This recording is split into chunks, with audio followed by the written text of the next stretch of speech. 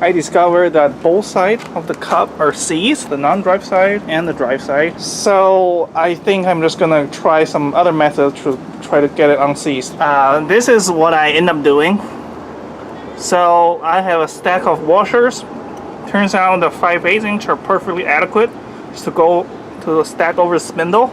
That way the wrench doesn't slip off as I put force on it.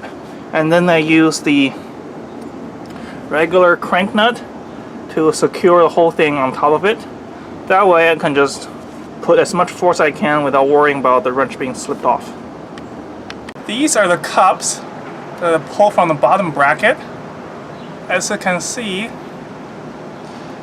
this one is all bad because it was ridden with insufficient lubrication, and then the thread is just all splitted for some reason, and then in the process of taking them out, they destroyed the thread in the bottom bracket shell. Normally the frame will be trash. In this case, I bought a threadless repair bottom bracket. It's basically two parts. And then this is a drive side, and this is non-drive side, so they don't engage in the thread of the bottom bracket shell, but rather the two sides just clamp this bottom bracket cartridge in there. And then I'm gonna be using this thread lock to help installing it.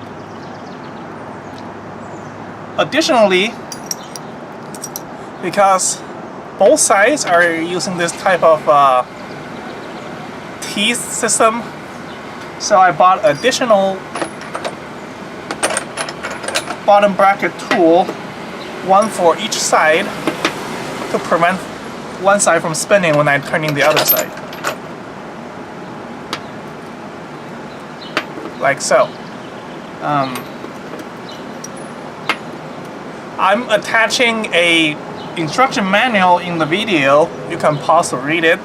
Basically, the torque spec for these for this piece is 35 to 45 Newton meter, which converts to about 25 to 32 foot-pounds.